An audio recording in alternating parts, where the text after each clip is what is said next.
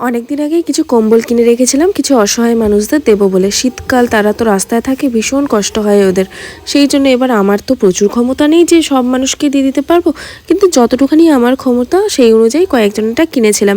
তারপর বাপ্পা বলল যে সামনেই তো বাবার কাজ, তাহলে সেই দিনই দিও। কিন্তু বাবার কাজ দেখলাম পিছিয়ে গেছে, পুরোহিত মশাই বললেন, তাই আমি আর বাপ্পা মিলে ঠিক করলাম যে আজকেই দিয়ে দেবো। যাই গিয়ে দিয়ে আসি, তাহলে পরে কিছু মানুষ তো এই ঠান্ডা থেকে মুক্তি পাবে। মুক্তি হয়তো পাবে না, কিন্তু যতটাখানি কভার করা যায় তাদের আর কি, যেই কয়জনকে। তো আমরা গেছিলাম, সেটা তো তোমরা একটু পরেই দেখতে পাবে, কিন্তু তার আগে বাজার টাজার সমস্ত কিছু করে নিয়ে আসলাম। আমরা মেনলি আমাদের সামনের বাজারটাতে যাই না, খুব কমই যাই, কারণ হচ্ছে সামনের বাজারটাতে না মানে ভীষণ দামটা বেশি নেয়। আর এই নতুন ঘরটা কিনেছি, আমি চেয়েছিলাম মাটির ঘট কিনতে, কিন্তু ওই ঘট এখন আর পাওয়া যাচ্ছে না, ওই জন্য এটাই নিয়ে আসলাম যে পেয়েছি আর কি।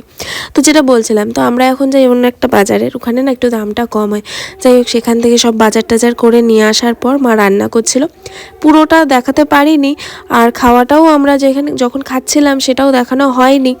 যাই হোক, যা পারলাম যেটুখানি পেরেছি তুলেছি। অ্যাকচুয়ালি মনে থাকে না, প্রত্যেক দিন যেহেতু ভিডিও করি না, তো এই জন্য না ভিডিও করতেও ভুলে যাই। মানে যেদিন শুরু করি আমি সব ক্লিপস আর কি কভার করতেও পারি না।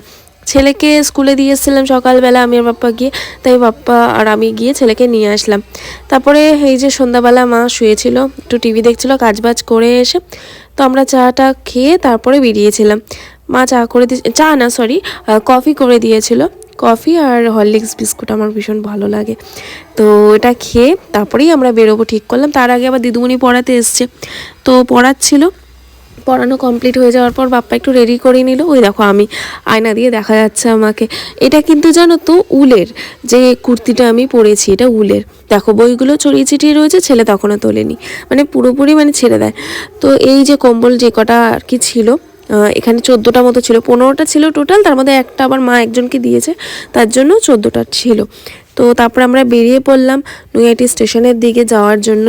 ভাবছিলাম যে এই টাইমে কাউকে পাবো কি না আদৌ, কিন্তু গিয়ে একজনকে বলাতে দেখলাম সাথে সাথে সবাই চলে এসছে। আমরা না সেভাবে মানে বলিও নি জোরে কথা, বাট তাও সবাই চলে এসেছিলো। তো এক একজন তো ভীষণ খুশি। এই যে লাল কুর্তি পরা যে মেয়েটা ছিল ফার্স্টে দেখলে, ও তো পাশে গিয়ে লাফাচ্ছিল, আমি সেটাও ফটো মানে ভিডিও করতে পারিনি। ও খুব আনন্দ পেয়েছে, বলছিল নতুন কম্বল বলে খুব আনন্দ পেয়েছে। যাই হোক, এখানে একটা পুচকি দাঁড়িয়েছিল, তো ওর জন্য আমি ওকে একটা কম্বল দিতে গিয়ে আমি মাঝে একটু ক্যামেরাটা বন্ধ করেছিলাম। তার মাঝখানেও কয়েকটা কম্বল দেওয়া হয়ে গেছিলো বাপ্পার, তো সেটা আর আমি দেখাতে পারিনি।